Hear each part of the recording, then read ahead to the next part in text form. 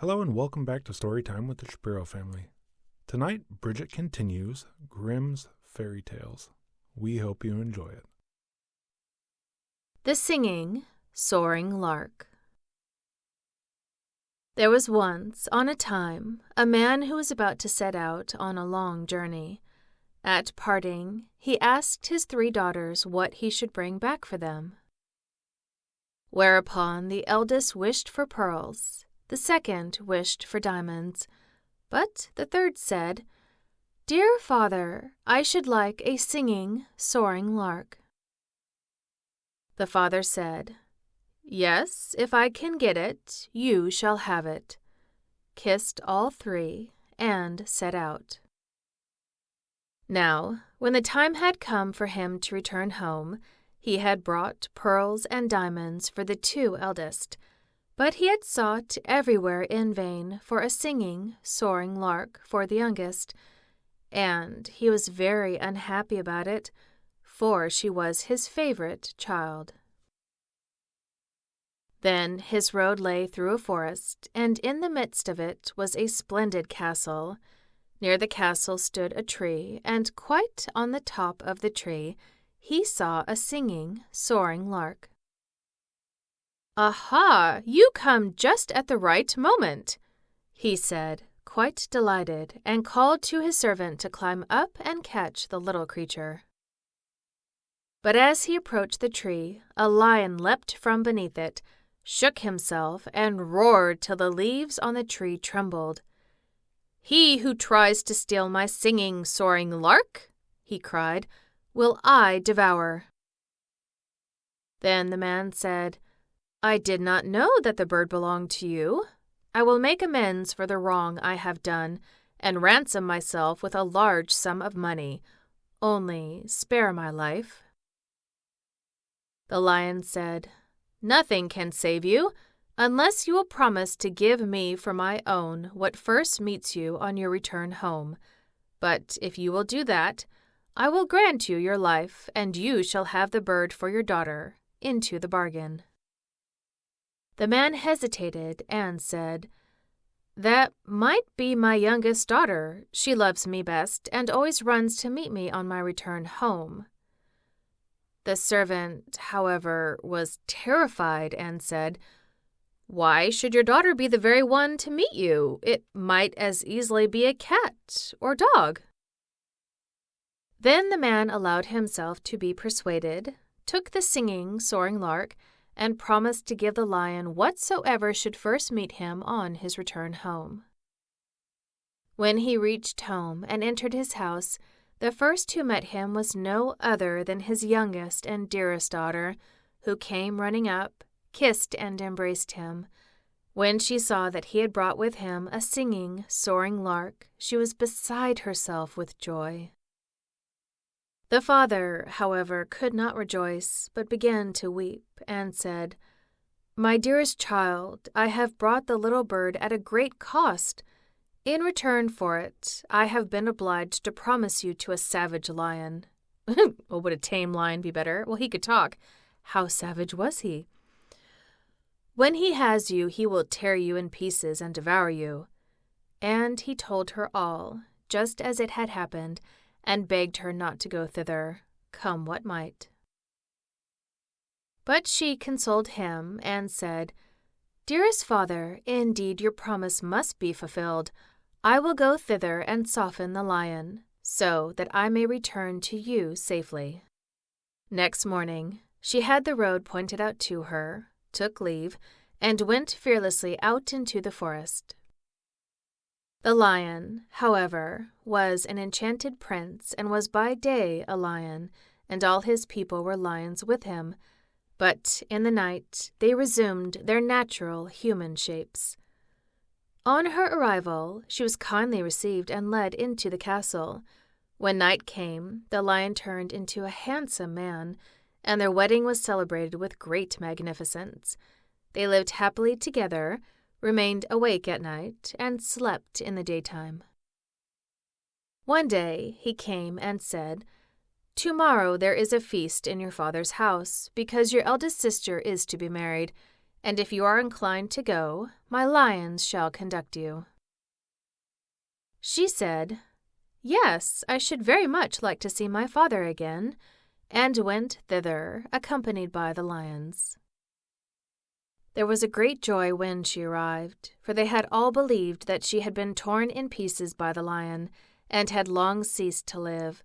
But she told them what a handsome husband she had, and how well off she was. She remained with them while the wedding feast lasted, and then went back again to the forest. When the second daughter was about to be married, and she was again invited to the wedding, she said to the lion, "This time I will not go alone. You must come with me." The lion, however, said that it was too dangerous for him, for if a ray from a burning candle should fall on him, he would be changed into a dove, and for 7 long years have to fly about with the doves. Of course, why not? That makes sense. She said, "Ah, but do come with me. I will take great care of you and guard you from all light."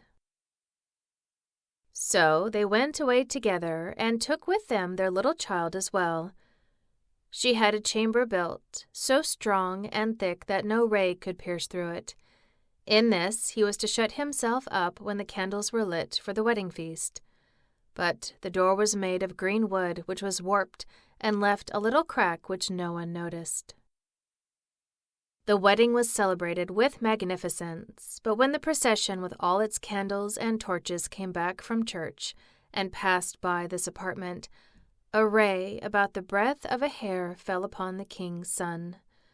When this ray touched him, he was transformed in an instant, and when she came in and looked for him, she did not see him, but a white dove was sitting there. The dove said to her, "For 7 years I must fly about the world, but at every 7th step that you take I will let fall a drop of red blood and a white feather. These will show you the way. If you follow the trace, you can release me." Thereupon the dove flew out the door, and she followed him. At every 7th step a red drop of blood and a little white feather fell down and showed her the way. So she went continually farther and farther in the wide world, never looking about her, nor resting, and the 7 years were almost past. Then she rejoiced and thought that they would soon be delivered, and yet they were so far from it. One day, when they were thus moving onwards, no little feather and no drop of red blood fell, and when she raised her eyes, the dove had disappeared. And she thought to herself, "In this no man can help me." And she climbed up to the sun, and said to him, "You shine into every crevice and over every peak. Have you not seen a white dove flying?" "No," said the sun, "I have seen none, but I present you with a casket. Open it when you are in sorest need." Then she thanked the sun, and went on until evening came and the moon appeared. She then asked her, "You shine the whole night through, on every field and forest. Have you not seen a white dove flying?" "No," said the moon, "I have seen no dove, but here I give you an egg." "What?" "Okay. Break it when you are in great need." She thanked the moon, and went on until the night wind came up and blew on her, and she said to it, "You blow over every tree and under every leaf. Have you not seen a white dove flying?" "No," said the night wind, "I have seen none, but I will ask the 3 other winds. Perhaps they have seen it." The east wind and the west wind came, and had seen nothing, but the south wind said, "I have seen the white dove. It has flown to the Red Sea, and there it has become a lion again, for the 7 years are over. The lion is there fighting with a dragon. The dragon, however, is an enchanted princess." Ooh, what a twist. The night wind then said to her, "I will advise you. Go to the Red Sea. On the right bank are some tall reeds. Count them, break off the 11th and strike the dragon with it.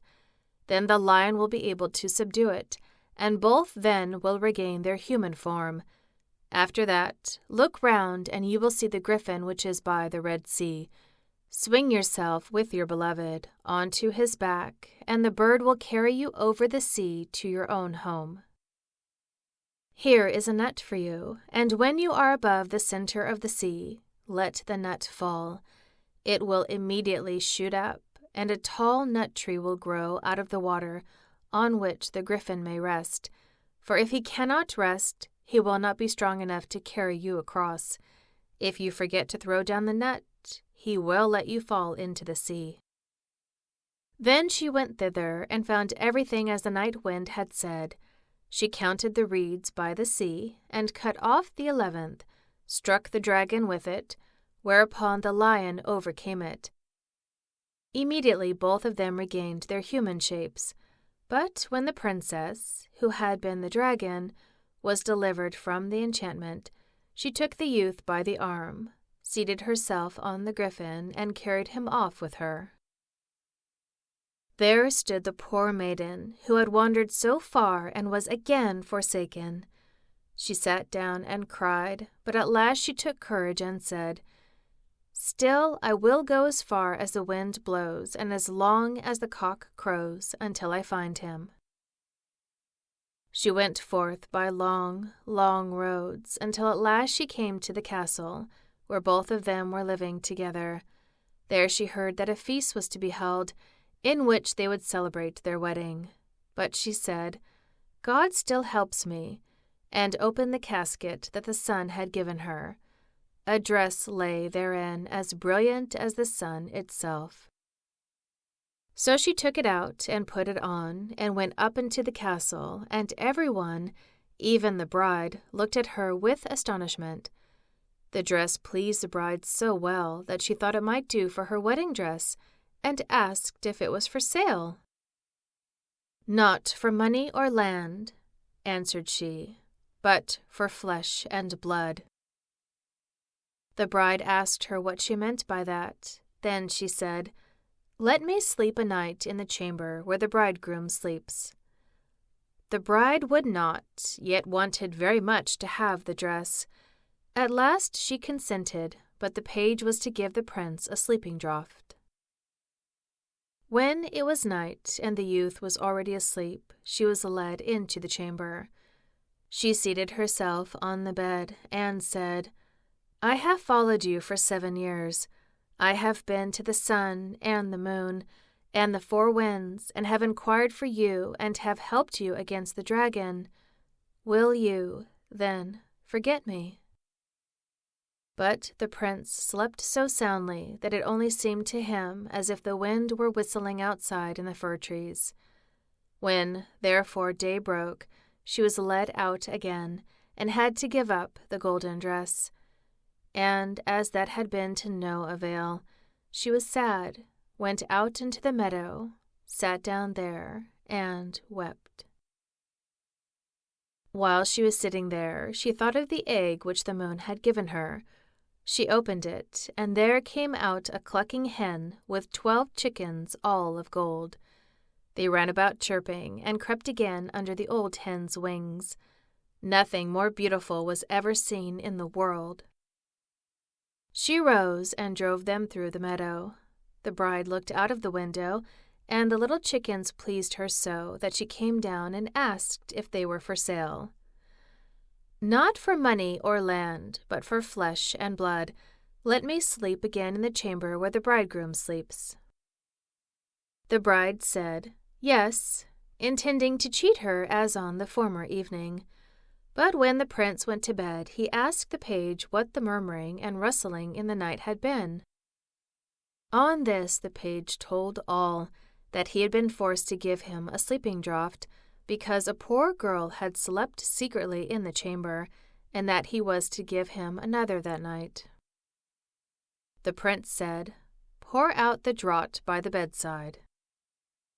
At night she was again led in, and when she began to relate how ill all had fared with her, he immediately recognized his beloved wife by her voice, sprang up and cried, "Now I really am released! I have been as it were in a dream, for the strange princess has bewitched me, so that I have been compelled to forget you, but God has delivered me from the spell at the right time." Then they both left the castle secretly in the night, for they feared the father of the princess, who was a sorcerer. They seated themselves on the griffin, which bore them across the Red Sea. When they were in the midst of it, she let fall the nut. Immediately a tall nut tree grew up, whereupon the bird rested, and then carried them home, where they found their child, who had grown tall and beautiful. And they lived thenceforth happily until their death. I don't even know what to do with this story. They found their child. She just left her kid for like 8 years while she followed her husband around, who was a bird, and then a lion again, and then somebody else's husband. This is crazy. Anyway, thanks for joining us. Hope you enjoyed it. If you like our podcast, please rate, review, tell your friends, subscribe, and be sure to join us next episode for another wild and crazy Grimm's fairy tale. Good night.